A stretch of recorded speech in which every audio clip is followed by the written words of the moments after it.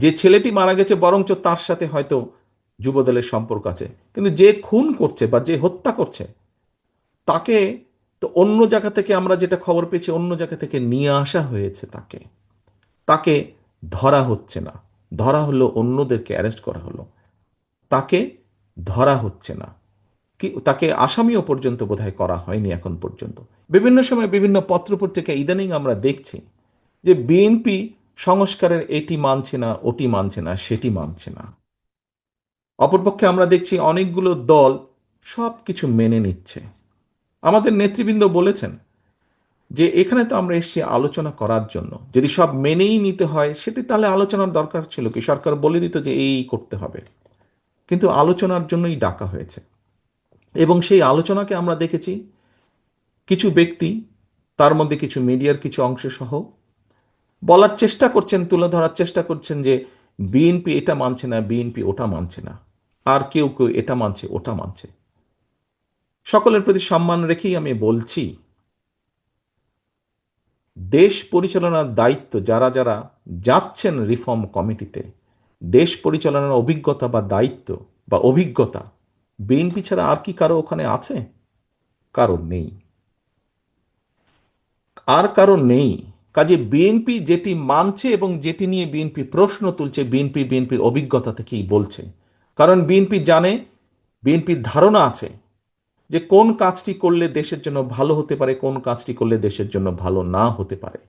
বিএনপির দায়িত্ববোধ আছে। দায়িত্ববোধ আছে বলেই বিএনপির অবজারভেশনগুলো তুলে ধরছে, বিএনপির আপত্তিগুলো তুলে ধরছে। যার কোনো দায়িত্ববোধ নাই তাকে তো যদি বলে যে তোমাকে হিমালয় পর্বত নিতে হবে মাথায়, সে বলবে নিব মাথায়। কিন্তু হিমালয় পর্বতকে তো মাথায় তোলা যায় না।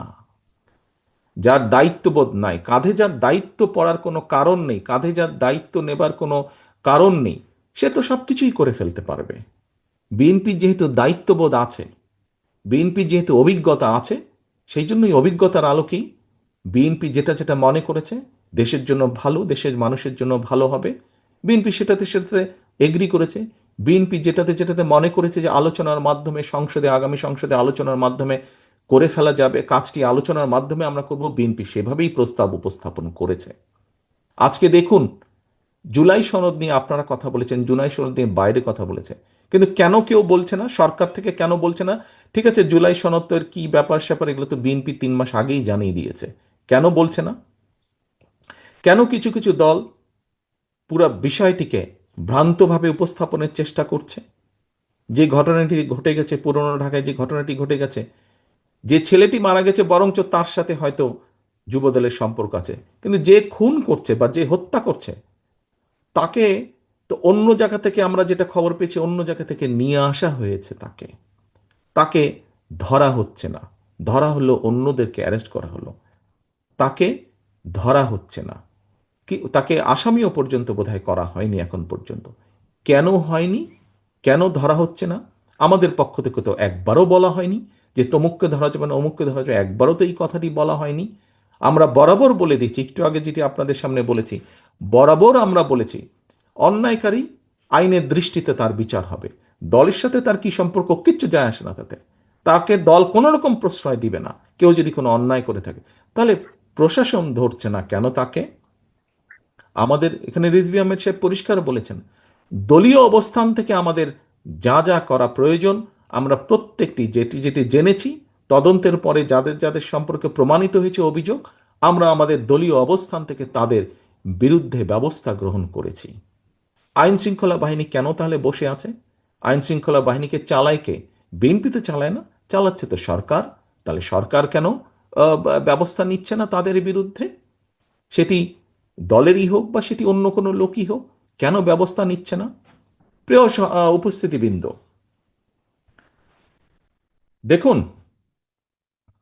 একটু আগে আপনাদের সামনে আমি তুলে ধরেছি বিএনপির প্রত্যেকটি, আমাদের যারা শহীদ হয়েছে সহকর্মীরা, তারা দেশকে যেমন দেখতে চেয়েছে, তার উপরে ভিত্তি করে আমরা প্রত্যেকটি বিষয়ে পরিকল্পনা গ্রহণ করেছি।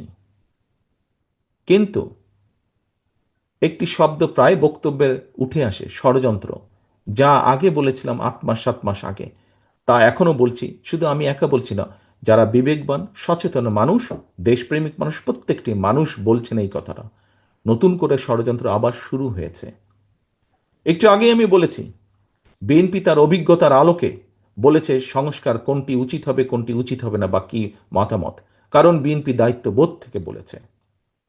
প্রিয় সহকর্মীবৃন্দ, আমরা বরাবর এক কথা বলে এসেছি, আমরা সবসময় গণতন্ত্রে বিশ্বাস করি, বাংলাদেশের স্বাধীনতায় বিশ্বাস করি, বাংলাদেশের মানুষের সার্বভৌমত্ব, দেশের সার্বভৌমত্বে আমরা বিশ্বাস করি, মানুষের কথা বলার অধিকারে আমরা বিশ্বাস করি।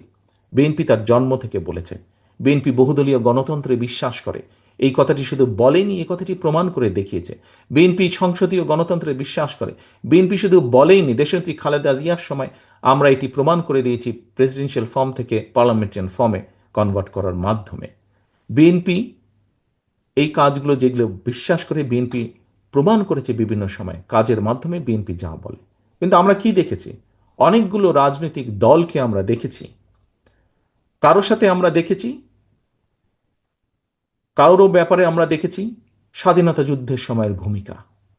যখন বিএনপির প্রতিষ্ঠাতা শহীদ রাষ্ট্রপতি জিয়াউর রহমান স্বাধীনতার ডাক দিয়েছিলেন, সেই সময় আমরা দেখেছি দেশের স্বাধীনতার বিরোধিতা কে করেছে, কাদের পক্ষ নিয়ে দেশের স্বাধীনতার বিরোধিতা করেছে। আবার আমরা দেখেছি কোন কোন রাজনৈতিক দলের সদস্য এই দেশের মানুষকে যুদ্ধের ডাক দেয়নি, বরং ডাক দেওয়ার দায়িত্ব তাদের ছিল, কিন্তু ডাক না দিয়ে আমরা দেখেছি সবাই মিলে গিয়ে কোনো একটি দেশে লুকিয়েছিল বা আশ্রয় নিয়েছিল। কে ছিল এই দেশে? এই দেশের জনগণ ছিল। এই দেশের মুক্তিযোদ্ধারা এই দেশে ছিলেন। এই দেশের জনগণ এই দেশে ছিল। এবং সেই মুক্তিযোদ্ধাদেরকে, যারা মুক্তিযুদ্ধ করেছেন, তারা বিভিন্ন সেক্টর কমান্ডারের অধীনে মুক্তিযুদ্ধ করেছেন। আজকে যদি বিএনপির অবস্থান থেকে আমরা বলি, আমরা কাউকে দেখেছি একটু দূরের একটি দেশের গান গাইতে, আবার কাউকে দেখেছি একদম প্রতিবেশী একটি দেশের গান গাইতে। এখন তো দেখা যাচ্ছে বিএনপি ছাড়া, বাংলাদেশ জাতীয়তাবাদী দল ছাড়া বিভিন্ন দল বিভিন্ন দেশের গান গাইছে বাংলাদেশে। প্রিয় উপস্থিতিবৃন্দ, বাংলাদেশ জাতীয়তাবাদী দলের পক্ষ থেকে আপনাদের সকলের সামনে আজকে জোর গলায় আমি বলতে চাই, বিএনপি বিশ্বাস করে বাংলাদেশের জনগণ তাদের সকল রাজনৈতিক ক্ষমতার উৎস। বিএনপি বিশ্বাস করে বাংলাদেশের অস্তিত্বে, বিএনপি বিশ্বাস করে বাংলাদেশের মানুষের স্বাধীনতা সার্বভৌমত্বে, দেশের স্বাধীনতা সার্বভৌমত্বে।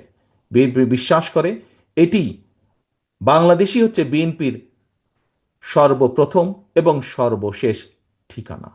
কাজে আজ পরিষ্কারভাবে আপনাদের সামনে আবারও আমি তুলে ধরতে চাই যে হত্যাকাণ্ড জুলাই আগস্টে হয়েছে, যে হত্যাকাণ্ড গত 15 বছর হয়েছে, আমাদের সুযোগ আসলে ইনশাল্লাহ প্রত্যেকটি হত্যাকাণ্ডের আমরা বিচার করব। যত সময় লাগুক ধীরে সুস্থে প্রত্যেকটি হত্যার বিচারকাণ্ড আমরা করব। আপনাদের সামনে পরিষ্কারভাবে আমি তুলে ধরতে চাই, 31 দফার মাধ্যমে আমরা জনগণের সামনে দেশকে গড়ে তোলার, রাষ্ট্র কাঠামোকে পুনর্গঠন করার যে পরিকল্পনা দিয়েছি, বাংলাদেশের মানুষের সমর্থন পেলে আমরা পূর্ণ উদ্যোগে সর্বোচ্চ প্রচেষ্টা দিয়ে আমরা 31 দফা বাস্তবায়নের চেষ্টা করব।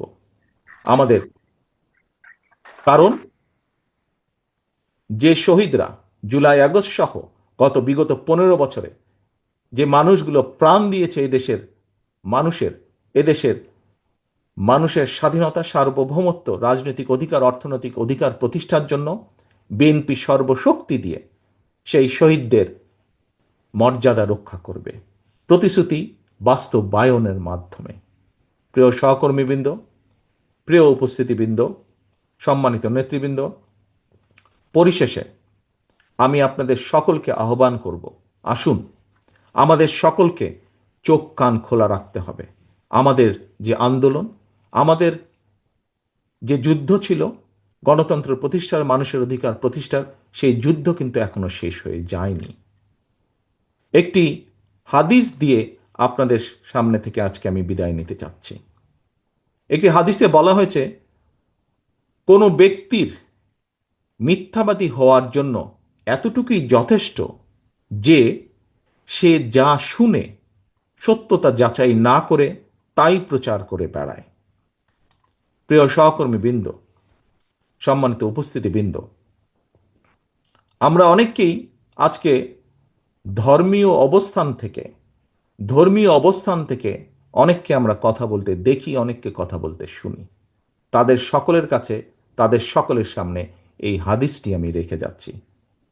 আমি আশা করব আমরা যারা এই দেশের, বাংলাদেশের মাটিতে বড় হয়েছি, বাংলাদেশের আলো বাতাসে বড় হয়েছি, আমরা আমাদের সর্বশক্তি দিয়ে এই দেশের স্বাধীনতা, সার্বভৌমত্ব, এই দেশের মানুষের অধিকারকে রক্ষা করব।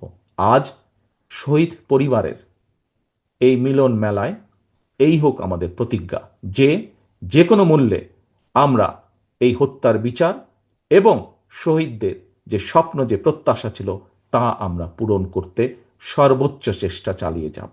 এই হোক আজকের এই মিলন মেলার প্রতিজ্ঞা, এই হোক আজকের এই মিলন মেলার প্রতিশ্রুতি। সকলের কাছে বিদায় নিচ্ছে আমার বক্তব্য শেষ করে। আসসালামু আলাইকুম, আল্লাহ হাফেজ। বাংলাদেশ জিন্দাবাদ, বাংলাদেশ জাতীয়তাবাদী দল জিন্দাবাদ।